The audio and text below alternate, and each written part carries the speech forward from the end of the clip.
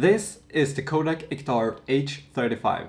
It is a point and shoot film camera, and while most film cameras are 20, 30, 40 years old or even more, this was released only 2 years ago in 2022.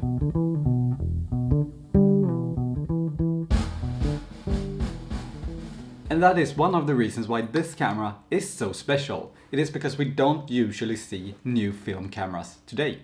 But this new Kodak Ektar H35 is a really good film camera for people who want to try out film photography. It is a quite neat and simple little camera, and in the camera you get the camera, a wrist strap and also a pouch to keep the camera in. It is a reusable film camera, which means that you can use it more than once, and it uses 35mm film. And the H in the name Kodak Ektar H35 stands for half frame. This means that the images you take with this camera only covers half of the frame. This way you get twice as many images from a roll of film than you would with a normal 35mm camera. And a normal 35mm roll of film usually gives you 36 images, but with this, since it's a half frame camera, you get 72 instead, which is also one of the reasons why I think it's a really good beginning camera, because you get more images for every single roll of film. And shooting film can be really expensive, so getting twice as many makes it half as expensive. The camera has a 22mm acrylic lens and has a focus range from 1 meter to infinity, but you can't really change the focus and not any other settings either, for that matter, except for the flash. The camera has a flash that you can either turn on or turn off. But for the camera flash to work, you need to have one single AAA battery inserted in the bottom of the camera right here. The battery is not included in the box, but the camera works still fine without it, just that you can't use the flash. The camera has a fixed aperture of f9.5 and a shutter speed of 1/100th of a second. And the camera weighs only around like 100 grams or something like that, so it's really lightweight. It's very small, as you can see, fits in my hand. The materials are plastic, that's why it's so light. But yeah, it sort of feels a little bit like a disposable camera, maybe a little bit better built because it is reusable, so it feels a little bit better. But yeah, you get what I mean. It's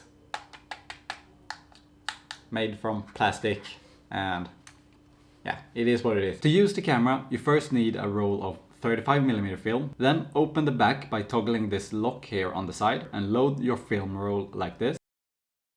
Then rotate the film take-up spool to position the opening and the slot towards you. Thread the roll of film through the opening and start spinning the spool forward, making sure one of the holes on the side of the film hooks into the little slot. Once you feel the film roll is attached, you can rotate it a little bit forward and close the back. Now advance the wheel until it stops and you're ready to press the shutter button. To take images, all you have to do is advance the film until it stops, then compose your image and press the shutter button and repeat. Important to note is that since this is a half frame camera, the aspect ratio is going to be a little bit different.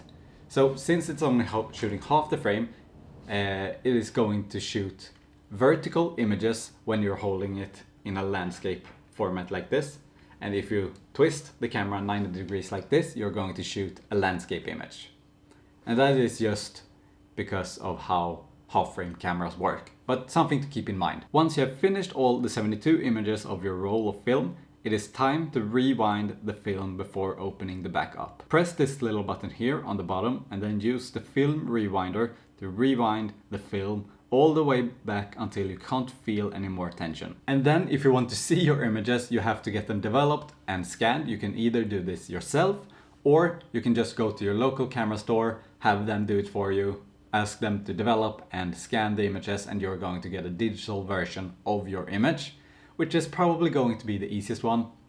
The other option, as I said, is to do it yourself. It is going to cost a little bit more upfront, but in the long run, it's probably going to be cheaper. But it's also going to take quite a bit of time. But developing and scanning is a whole other topic, and we're not gonna dive into that in this video. But with that, I hope you enjoyed this video, and if you pick one of these up, I hope you will enjoy the camera, go out, shoot, have some fun, and I will see you guys in the next one. Bye.